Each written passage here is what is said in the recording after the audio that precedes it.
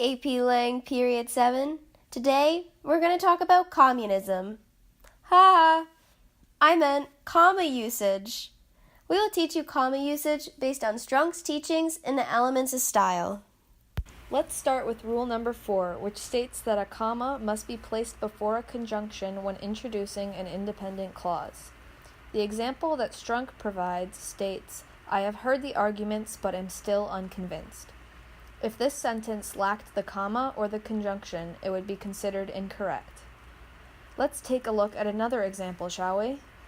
Mr. Nelson claims he wants his students to succeed, but he assigned 3 daunting assignments with 1 weekend to complete them. This sentence, too, would be considered incorrect if it lacked the comma or conjunction. What is an independent clause, you may be thinking? Well, an independent clause is a clause that can stand alone as a sentence. It expresses a complete thought. Let's take a look at another portion of Strunk's Rule 4. When a sentence has 2 parts and the second part is introduced by a conjunction, a comma is required before the conjunction.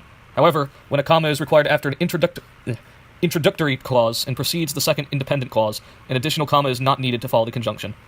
The example that Strunk provides states, "The situation is perilous, but if we are prepared to act promptly, there is still one chance of escape."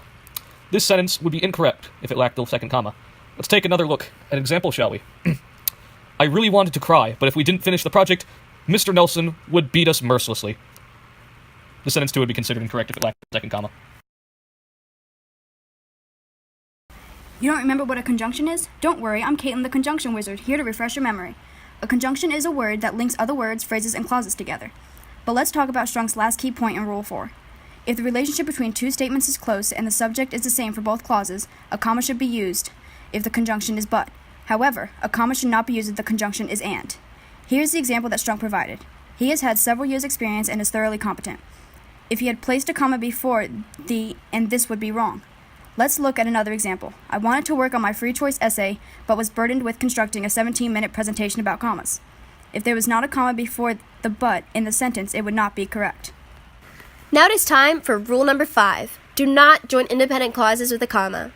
To form a compound sentence with 2 grammatically complete clauses that are not joined by a conjunction, a semicolon is used. Let's look at the example provided by Strunk. It is nearly 5:30. We cannot reach town before dark. If he had merely used a comma opposed to the almighty semicolon, this sentence would not be correct. Let's look at another example.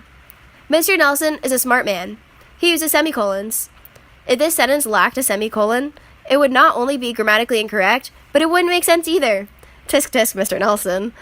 In correct structure, the semicolon can be replaced by a period for the same effect, causing the 2 independent clauses to be sentences. Thus, in these examples, a semicolon and a period are interchangeable. But wait!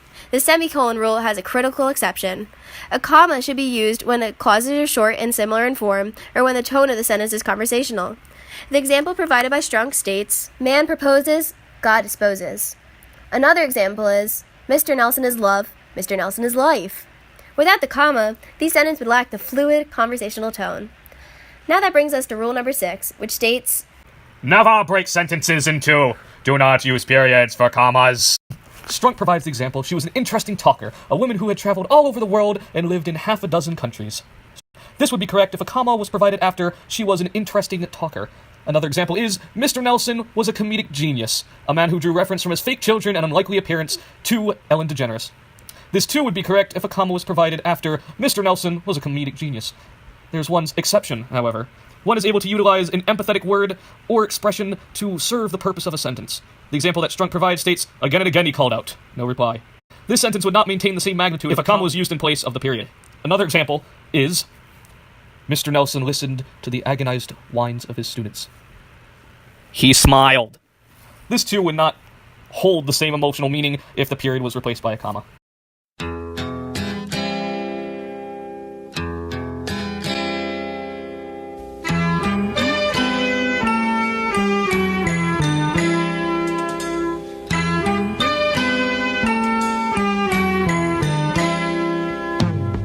See the curtains hanging in the window in the evening on a Friday night.